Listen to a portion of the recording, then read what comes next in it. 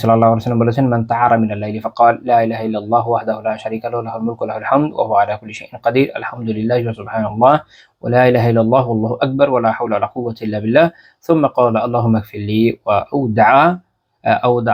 আওদাআ ইস্তুজিবা fine তাওয়াদ্দাআ কুবিলাত সালাতুহু।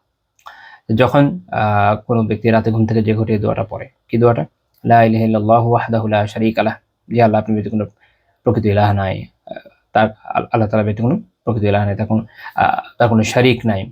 লাহুল মুলকু ওয়া লাহুল হামদু, তারই রাজত্ব, তারই সকল প্রশংসা তারই। ওয়া হুয়া আলা কুল্লি শাইইন কাদির, তিনি সকল কিছুর উপর ক্ষমতাবান। আলহামদুলিল্লাহ, সকল প্রশংসা আল্লাহ তাআলার। ওয়া সুবহানাল্লাহ, আল্লাহ তাআলার পবিত্রতা ঘোষণা করি। ওয়া লা ইলাহা ইল্লাল্লাহ, আল্লাহ ব্যতীত কোনো ইলাহ নাই। আল্লাহু আকবার, আল্লাহ সবচেয়ে বড়, সবচেয়ে মহান। ওয়া লা হাওলা ওয়া লা কুওয়াতা ইল্লা বিল্লাহ, কোনো কিছুর পরিবর্তন করার সক্ষমতা কার নাই? আল্লাহ ছাড়া আর কারো নাই, বা তৌফিক দেনেওয়ালা আল্লাহ ছাড়া কেউ নেই, কোনো শক্তি কারো নেই। লা হাওলা, কোনো কিছু পরিবর্তন করার সক্ষমতা কারো নাই। ওয়ালা কুওয়াতা, এবং প্রকৃত শক্তিও কারো নাই, ইল্লা বিল্লাহ, আল্লাহ ব্যতীত। তারপর তিনি বলছেন, এরপরে কি বলবে? আল্লাহুম্মা ইগফিরলি, হে আল্লাহ আমাকে ক্ষমা করেন। তারপরে তিনি বলছেন যে আও দাআবা, সে যদি দোয়া করে তাহলে তার দোয়া কবুল হবে। সে যদি বলে যে হে আল্লাহ আমাকে ক্ষমা করেন, তাহলে তাকে এটা বোঝা গেল যে তাকে ক্ষমা করা হবে। সে যদি দোয়া করে, এই দোয়া পড়ার পরে কবুল করা হবে।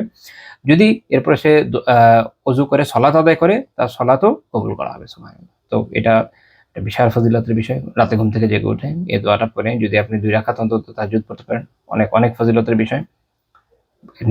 নিশ্চিত থাকা যায় যে ইনশাআল্লাহ তাআলা ওই আমলও কবুল হবে, ওই সময় যদি দোয়া করা হয় দোয়াও কবুল হবে। তো এইজন্য এই দোয়াটা আমাদের মুখস্থ করে নেওয়া উচিত। সহিহ বুখারীর 1154 নম্বর হাদিস।